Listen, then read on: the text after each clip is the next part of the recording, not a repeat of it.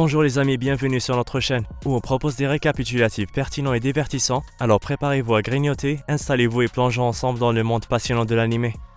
Il y a 5 ans, l'empire d'Arcadia est tombé après un coup d'état, grâce à l'homme connu sous le nom de Héros Noir qui a libéré le peuple de la tyrannie de l'empereur. Et jusqu'à présent, sa véritable identité reste inconnue. Dans le présent, l'ancien prince Lux de l'Empire est montré en train d'essayer d'attraper un chat qui a volé le sac à main d'une fille. Mais il se trouve dans le dortoir des bains des filles.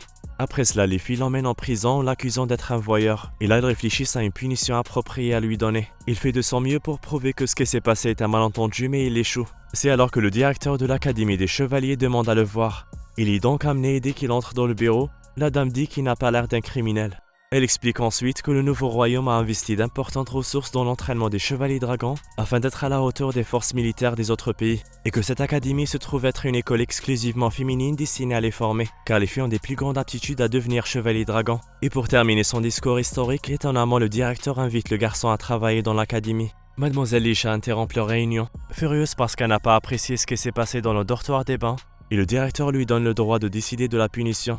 Sans hésiter, Lisha le défie dans un combat sans savoir qu'il est appelé le plus faible invaincu et qu'il est le gagnant du prix en argent dans le tournoi de la capitale royale. Lisha l'informe qu'il doit gagner le combat pour sauver sa vie et son travail à l'académie, sinon il sera emprisonné comme un criminel. Elle le choque alors en lui révélant qu'elle est la première princesse du nouveau royaume d'Atismata, celle qui a gagné contre l'ancien empire. Après la réunion, le garçon rencontre sa sœur Eri qui lui dit qu'en tant qu'ancienne famille royale, ils sont considérés comme des criminels et que personne ne leur accorde de la valeur. C'est pourquoi il doit gagner le combat. De plus, il apprend que Lisha n'a perdu contre personne donc son combat va être difficile. Le lendemain matin, le combat entre les deux dragons machines commence et les deux se montrent prêts à invoquer leur machine. La fille invoque une arme ancienne rare considérée comme l'une des plus puissantes au monde et lance une attaque contre Lux. L'écart entre leurs pouvoirs est si évident que le garçon semble n'avoir aucune chance face à elle. Mais il essaie innocemment au milieu du combat de s'excuser pour ce qui s'est passé dans le bain, ce qui rend son adversaire encore plus enragé et elle active toute sa puissance et lance une nouvelle attaque. Rapidement, elle commence à se sentir épuisée et perd le contrôle de sa machine, et ce qui aggrave la situation est l'apparition d'un monstre noir qui les attaque. Eri est surprise car ce genre de monstre ne vient que des ruines et sa présence dans leur école est très étrange. Cependant, elle semble sûre que son frère le vaincra. Sur le champ de bataille, les deux chevaliers parviennent à élaborer un bon plan et à vaincre le monstre, mais Lux s'évanouit et il est amené en lieu sûr. La jeune fille est impressionnée par la performance du garçon et pour la première fois de sa vie, quelqu'un la protège contre le danger. Le soir, elle se rend dans sa chambre pour s'assurer qu'il se sent bien. Elle informe qu'elle lui pardonne de tout ce qu'il a fait, mais qu'il doit commencer à fréquenter l'académie en tant qu'étudiant. Le lendemain matin, le garçon rejoint sa classe et se présente, se sentant gêné d'être le seul garçon dans la salle. Alors qu'il cherche un siège libre, il en trouve un par hasard à côté de son vieil ami Fuluffy. Il s'assoit donc et les deux semblent avoir une bonne discussion en se rappelant de leur enfance, tandis que Lisha se sent jalouse.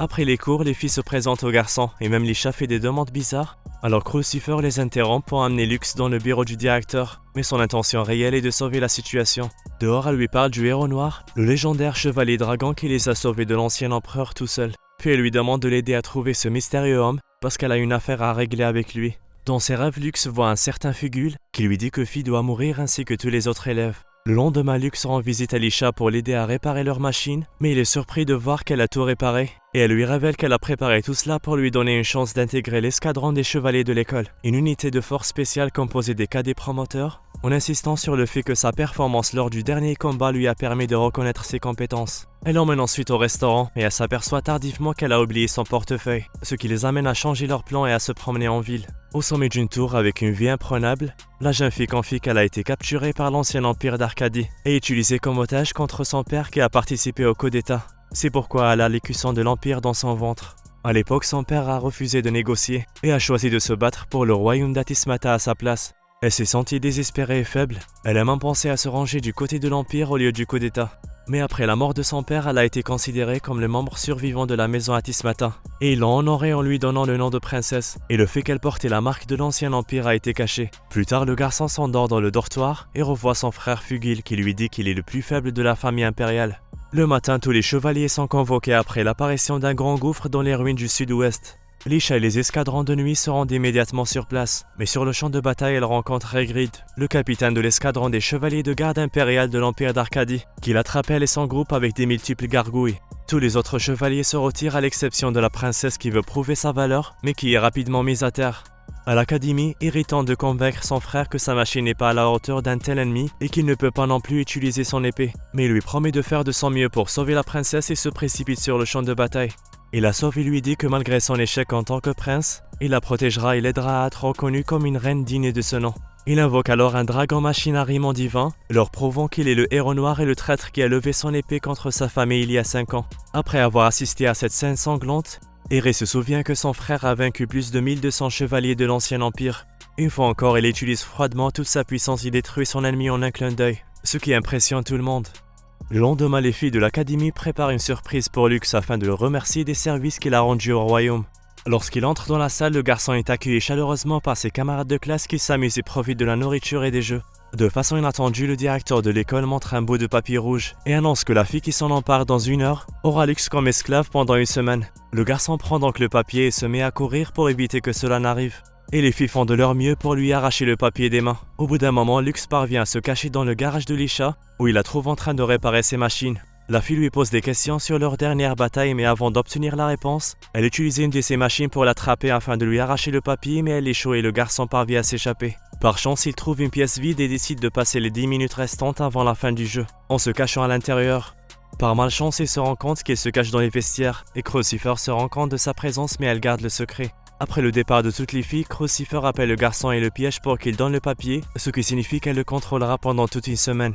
Alors elle saisit cette chance et lui demande d'agir comme s'il était un amant. Plus tard, la directrice convoque Lux au sous-sol où elle lui montre le siffleur qui possédait le commandant Hagrid et qu'il utilisait pour contrôler les abysses et pense donc que c'est la clé pour entrer dans les parties les plus profondes des ruines.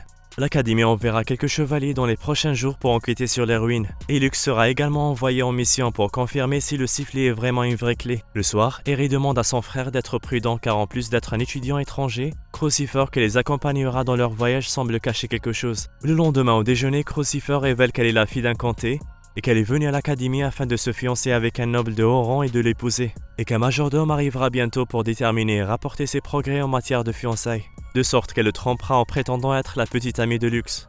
Après cela, le couple part faire du shopping en se tenant la main pour attirer le plus d'attention possible. Mais sur le chemin du retour, ils se font attaquer par un groupe de bandits. La fille demande à Lux de lui gagner un peu de temps pour invoquer sa machine dragon et en effet, une bataille féroce s'engage immédiatement. Sa machine possède le rayonnement divin de Fafnir qui lui permet de voir dans l'avenir, ce qui l'aide à terminer la bataille si rapidement. Lisha et Fille apparaissent ensuite et avouent qu'ils ont suivi le couple toute la journée. L'un des agresseurs tente de s'enfuir mais un homme nommé Altérisé l'arrête et il semble être le majordome qui est venu prendre des nouvelles de Crucifer. Ils vont tous ensemble dîner et le majordome apprend que Lux est le petit ami de Crucifer. Ils sont soudain interrompus par le seigneur Baséridé qui arrive et appelle Crucifer sa future femme. Le majordome révèle qu'il était prévu que Crucifer et le seigneur s'engagent martialement le lendemain, mais la jeune fille refuse parce qu'elle a déjà une relation avec un autre homme. Le seigneur Baséridé défie Lux dans un duel de dragon machine et le vainqueur pourra épouser le rose élu. Mais celle-ci suggère de faire un duel 2 contre 2 où Crucifer s'associe à Lux pour affronter le seigneur et Altérisé. Le seigneur Baséridé prend 2 jours pour trouver un lieu de combat et permettre aux chevaliers de se préparer. Pendant ce temps à l'académie, Crucifer exprime sa gratitude et remercie Lux d'avoir accepté le défi.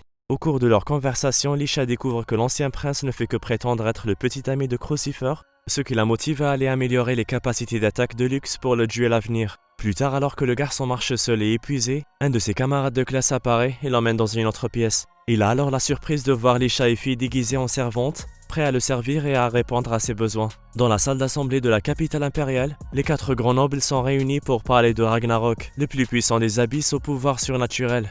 L'un des Ragnarok, autrefois soumis et pétrifié, commence à se libérer. Les nobles se plaignent en disant que ce n'est pas le meilleur moment. Alors le père du seigneur Baséridé suggère de commencer à enquêter sur les ruines afin d'obtenir les armes puissantes qui s'y trouvent et de se préparer au pire. À l'académie, la directrice informe ses élèves qu'elle va les envoyer enquêter sur des ruines ordinaires afin qu'ils se préparent. Puis elle confie le corne à Lux en lui demandant de l'essayer et de voir s'il s'agit bien d'une clé.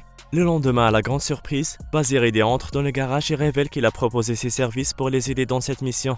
Les élèves se montrent prudents à son égard, en particulier Lisha, mais ils n'ont aucune autorité sur lui. Le groupe se rend à destination et commence rapidement à éliminer les abysses. Cependant, la bataille prend une tournure risquée quand l'un des abysses semble posséder un pouvoir extraordinaire. Crucifer et les autres ne parviennent pas à les vaincre seuls, mais Baséridé, avec l'aide de ses équipements, achève l'ennemi. Mais avant de fêter leur victoire, la ruine se met à briller de façon inattendue, et les chevaliers ne savent plus quoi faire. On est arrivé à la fin de notre vidéo d'aujourd'hui, j'espère que vous l'avez trouvée amusante, fun et agréable. Il vous reste encore beaucoup de choses à découvrir avec nous et on est impatient d'approfondir l'histoire dans la prochaine vidéo. Alors restez avec nous. Merci d'avoir regardé. Au revoir.